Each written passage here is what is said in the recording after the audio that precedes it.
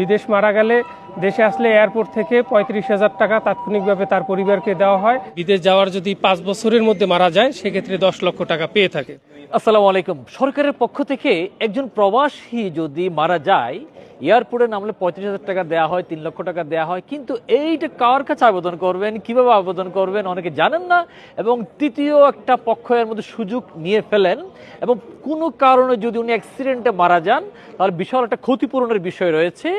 এই ক্ষতিপূরণটা কিভাবে সহজে ওই ক্ষতিগ্রস্ত সম্মানিত রেমিডেন্স যোদ্ধা প্রবাসী ভাইয়ের পরিবার পাবেন আমি একটু জানবো। আজকে আমার পাশে দাঁড়িয়ে আছেন এই প্রবাসী কল্যাণ নিয়ে যারা কাজ করেন, এই প্রবাসী কল্যাণ মন্ত্রণালয়ের সম্মানিত এই চট্টগ্রাম বিভাগের এডি সাহেব।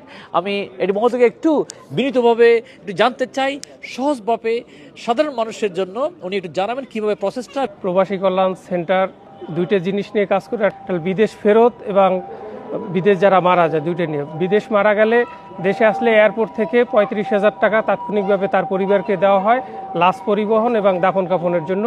এটা লাশ যখন আসে, লাশের সাথে কিছু কাগজপত্র আছে, এনওসি বলে ওটাকে, হ্যাঁ, এনওসি দূতাবাস থেকে দিয়ে দেওয়ার পরে ওই এনওসির কাগজগুলো দেখাইলে প্রবাসী কল্যাণ ডেস্ক আছে এয়ারপোর্টে, ওখানে ওগুলো দেখালে 35,000 টাকা তাকে তাৎক্ষণিকভাবে দিয়ে দেওয়া হয়।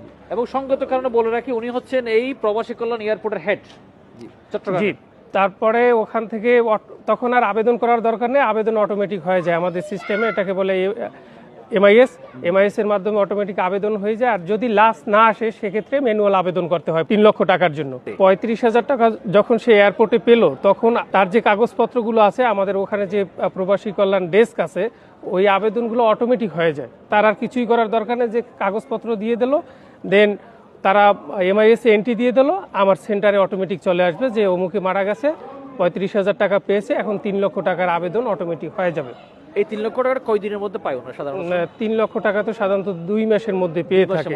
দেন আমরা একটা ওখান থেকে চাহিদাপত্র ইস্যু হয় ঢাকা থেকে, চাহিদাপত্র মানে মৃতের যারা ওয়ারিশ আছে তাদের বরাবর একটা চাহিদাপত্র ইস্যু হয়। চাহিদাপত্র ইস্যুর পরে যে কাগজপত্রগুলো চায়, যে পারিবারিক সনদপত্র যেটা, তারপর পাওয়ার অফ ওই যে দায়মুক্তি সনদ যেটা, এই কাগজগুলো জমা দেওয়ার পরে আমরা মাঠ পর্যায়ে গিয়ে তদন্ত করি যে আসলে যে কাগজপত্রগুলো দেশে ওয়ারিশ ঠিক আছে কিনা। ওয়ারিশ যারা বৈধ ওয়ারিশ তাদেরকে আমরা ওই 3 লক্ষ টাকা ডিস্ট্রিবিউশন করে দিয়ে থাকি। ওনাকে আন্তরিক ধন্যবাদ জানাচ্ছি। আরেকটা বিষয় আমি একটু জানতে চাচ্ছি, এই 3 লক্ষ টাকা পাওয়ার পর সরকার সম্প্রতি একটা উদ্যোগ চালু করেছে 10 লক্ষ টাকার বীমা। আপনি ঠিকই শুনেছেন যে যারা বিদেশ যায় তাদের জীবন বীমা অটোমেটিক হয়ে থাকে। ওয়েজার্নাস কল্যাণ বোর্ডের যখন কল্যাণ ফিটে জমা দেয় তখন এই জীবন বীমার প্রিমিয়ামটা যেটা, এটা ওখানে অটোমেটিক যায়, এবং বিদেশ যাওয়ার যদি 5 বছরের মধ্যে মারা যায় সেক্ষেত্রে 10 লক্ষ টাকা পেয়ে থাকে। একটা হচ্ছে মারা গেলে 5 বছরের মধ্যে 10 লক্ষ টাকা পায়, আর যদি 6 মাসের মধ্যে ফেরত আসে সেক্ষেত্রে সে 50,000 টাকা পাবে। কোনো কারণে চাকরি ক্যান্সেল হয়েছে, সে ফেরত আসছে 6 মাসের মধ্যে। 6 মাসের মধ্যে যে কোনো কারণে হতে পারে। এই বীমার ফিটা কত টাকা? বীমার ফিটা কল্যাণ ফির ভিতরেই অন্তর্ভুক্ত, এটা আলাদাভাবে তার ফিটা জমা দেওয়ার দরকার নাই। এটা যখন বিদেশ যায় তখন খরচ থাকে না, খরচ দিয়ে যায়, ওইটির ভিতরেই অন্তর্ভুক্ত, এটা কারো আলাদাভাবে করার দরকার নাই। অর্থাৎ ইজ ভেরি গুড নিউজ। আপনাকে বীমার জন্য কোনো আলাদা স্কিম নাই, কোনো আলাদা কোনো পেমেন্টের দরকার নাই। আপনি বিদেশ যাওয়ার সময় সরকার যে খরচ এর মধ্যে এক্সট্রা হিসেবে বোনাস হিসেবে আপনি বীমাটা পেয়ে যাচ্ছেন। ভিডিওটা অত্যন্ত গুরুত্বপূর্ণ, সবাই কাইন্ডলি শেয়ার করে দেবেন। Ash Foundation